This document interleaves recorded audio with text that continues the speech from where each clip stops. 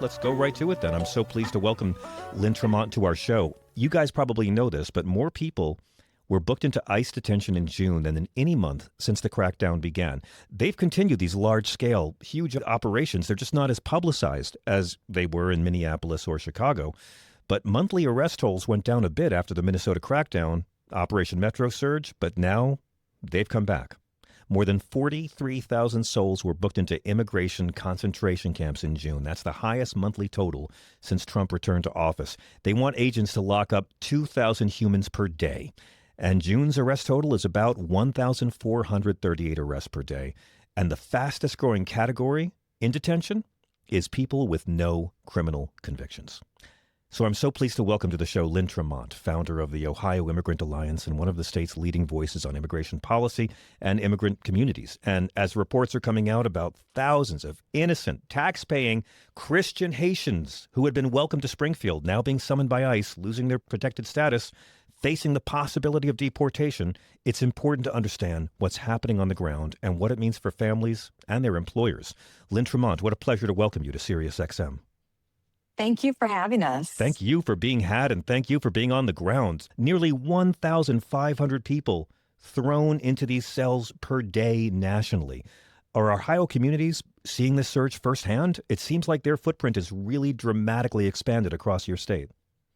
It is. And I think Columbus is actually the epicenter of the arrests. There are agents going out every morning hunting for people in McDonald's parking lots and gas station parking lots. They're looking for vans. They're looking for people going to work as if that were a bad thing. They're looking for people who are building Columbus, building houses, repairing roads, and arresting them.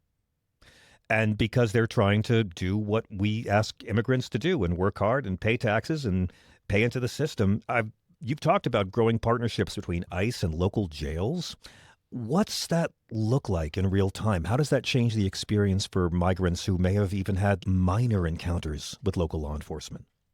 So it's so strange. This is the only area of civil law where we allow people to be put into a criminal jail. And that's why it gets confusing for the American people, because they think, oh, they're going to jail, they must be a criminal. Yeah. No, they're being put in a jail to follow a civil court process. But it's the same jail. It's the same jail food. It's the same jail restrictions.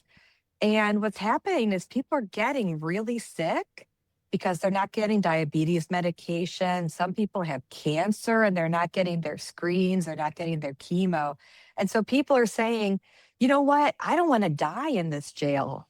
Let me out. I will sign any paper. I'll go back. Even though I've lived here for 30 years and I've got a citizen spouse and a citizen child, I will agree to be deported because I don't want to be in this jail anymore. Our government is using jail as a weapon to get people to stop fighting their cases in civil immigration court. So no due process, right? They're finding new ways to discourage people. They don't want to give anyone a fair hearing. And this is a convicted felon trying to make sure that the same undocumented people that he's hired in 2 different centuries don't get the due process he was afforded. But more than 43,000 people thrown in these concentration camps in June alone. That's the highest monthly total yet. That's higher than we saw in Minneapolis. What does that tell you? That these detention populations are climbing again after briefly declining earlier this year when they murdered a few Americans. 2 other people died in immigration jail in the last couple of weeks because they didn't get medical attention. Sorry. Yeah. How significant is it that the fastest growing category in detention are people with no criminal convictions?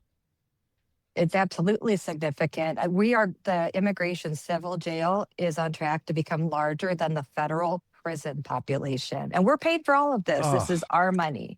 Have you seen an increase in longtime residents with jobs and families suddenly becoming enforcement targets?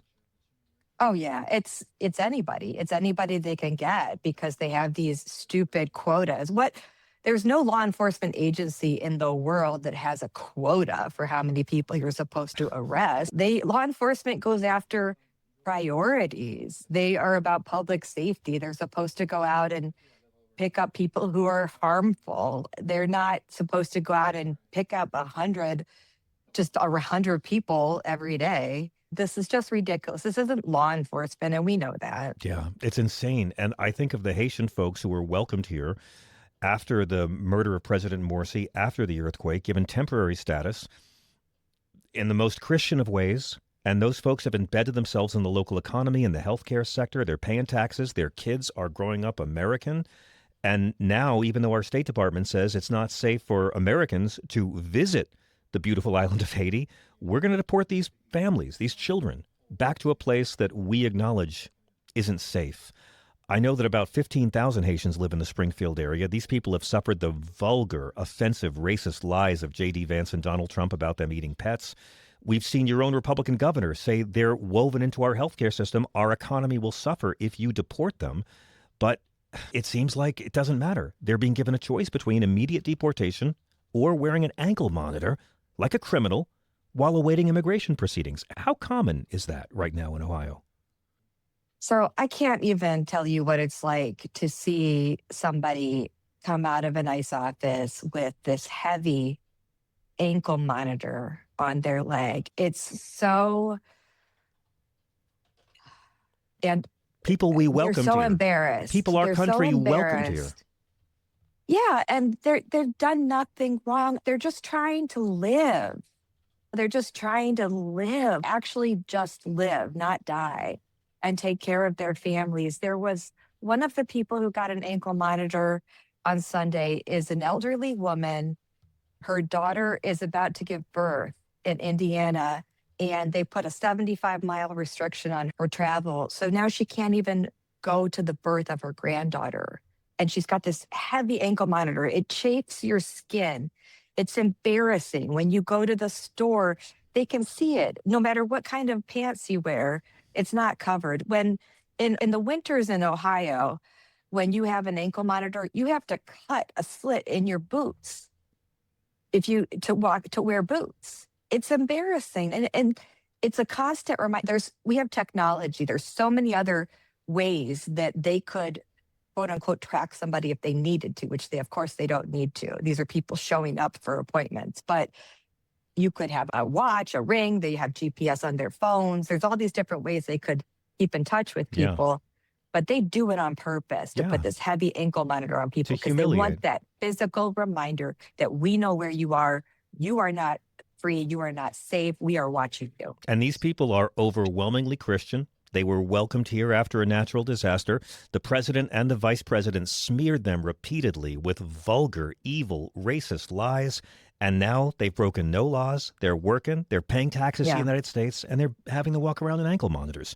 How quickly can someone go from legally working in Ohio to facing deportation after losing temporary protected status?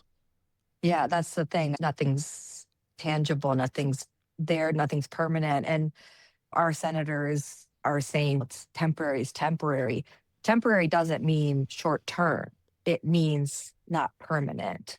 And if they don't like that temporary protected status is temporary, they are welcome to write a law to give Haitians permanent status. That's their job, is to write laws. Their job is not to complain and sit in Congress and just throw more money at ICE and the Border Patrol so they can throw Haitians back to a place where they will be killed.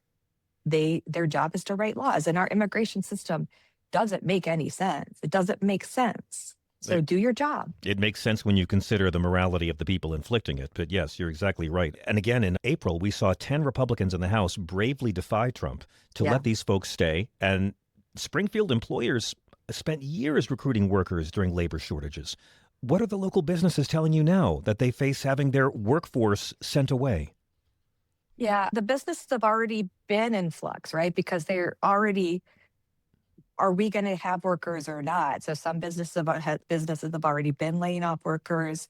There's also a lot of people who have Haitians who are home health aides. That's right. And they're desperately trying, and they become friends. They become like family. We got a call from one man who was very concerned about the son, actually, of a person who is working with him. And it's one person. But then you multiply it by 1,000. And what's interesting about Ohio small towns is that it's not just Springfield, there's other small towns. Willard, Ohio is another small town that it has survived because it's 25% Latino now. Its population has changed and its industry has survived because immigrants moved there. And then you've got intermarriage and That's you've got right. people going to church together and you've got people building relationships, kids going to school together and families getting to know each other. We've got in Ohio, where 4-H is big. It's a Yeah. rural program where people do livestock and activities together. So it's not like there's immigrants over here and Ohioans born here for centuries over here. People are coming together and it's not just Springfield. And I wish people could see that because it is really cool. And I grew up in a small town in Ohio. I got to tell you, if 25% of the population in my town had come from another country, I might not have left. I would have thought it was really cool and I might have stayed, but I left. And Ohio does have a brain drain. And I left and I went to DC and then I did come back, but I didn't come back to my small town because it was too small minded. Yeah. I went to a city. So it is really cool for these small towns to get this new population, the businesses, the restaurants, the culture, the dance, the music. Oh, sure. It's something interesting for the small towns and a lot of the residents really like it. Most of these racists are people who don't even live in your state and have never and will never meet these lovely people. So you're right. Absolutely. But I'm wondering what happens to the mixed status families when some members are U.S. citizens and then others are suddenly facing deportation. Yeah. God, what the kids are going through right now, these are the types of things these are traumas that they're probably not going to heal from. What they have to go to school carrying, thinking about day in and day out, what the fear in your stomach and your heart racing when you see a police car driving down your street and you're wondering, are they going to my house? Are they getting my dad? I wonder, are parents afraid to send their kids to school? I was in Chicago and Minneapolis last year while all this was going on. And are workers avoiding hospitals or reporting crime? Yeah, They're not reporting crimes because they're scared of ICE. They're not reporting crimes. They're not reporting paychecks that they're not being given. I bet. Employers are taking advantage of it. But there's so many ways that people are being exploited because they're immigrants. And there's so many laws that are being broken by people who aren't immigrants, who know that they can take advantage of this population. But it's for people who say that they care about kids, they're pro-life. That's the thing, the pro-life thing, right? Get me started. Yeah. How can you be pro-life? So Senator Moreno, his daughter is right in the middle of this domestic violence situation. And he's come out and said that he's so worried about his granddaughter and his daughter every time they're around Congressman Miller and all this. And it's like, okay, you can see that now. You can see what it's like to live in a violent home now. Yeah. Just think about that for a minute. You're a Haitian mom and you don't want your kid to live in a violent country. That's it. It's just taking one step, one step. With respect, you seem to think these folks view Haitians as humans. And again, as far as the pro-life argument, if they had actually read that Bible they wave over their heads, they would know that both God and Jesus command us to welcome the stranger with zero ambiguity. So I don't put much faith in that. But I'm thinking for the Haitian folks who lose temporary protected status, what legal options remain? A lot of them have applied for asylum. And that's the thing, is they're not deportable. A lot of them don't have orders. What's the point of putting an ankle monitor on them? You cannot deport them. It's simply harassment. To make a show. Yeah. It's to get some money to the companies that donated to your campaign.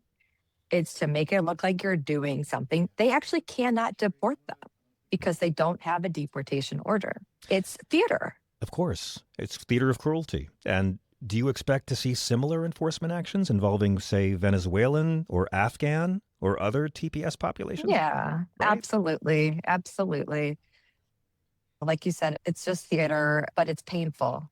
It's painful theater, and it's devastating. At the Ohio Immigrant Alliance, we're doing what we can. We have a resource website, ohioishome.org, and it's for everybody. It's for immigrants. It's for activists. It's for teachers, businesses, anybody who wants to know what their rights are, what their responsibilities are, and how to stay focused on delivering their mission and not becoming arms of immigration police.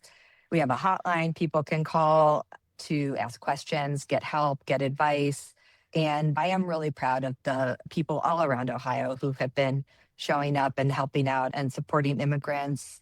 People were crying on Sunday as everybody came out with ankle monitors. People were crying. And as people were walking in, they were getting standing ovations and rounds of applause. And people were saying, "We're so glad you're here. We want you here. You're welcome here." So Ohio really does have a lot of beautiful people. And absolutely. That's the only thing that keeps me going and doing all of this, is to know that we are surrounded by wonderful people in Ohio. Lynn Tramonte is the founder of the Ohio Immigrant Alliance. Can you give the website for our listeners one more time? Sure. ohioimmigrant.org. Thank you so much for joining us on SiriusXM. Please come back and see us again. It's going to be a very eventful few months. Thank you. Thank you. We're going to take a very quick break. Bye. Thank you. Back with your calls in just a moment at 866-997-4748. This is SiriusXM.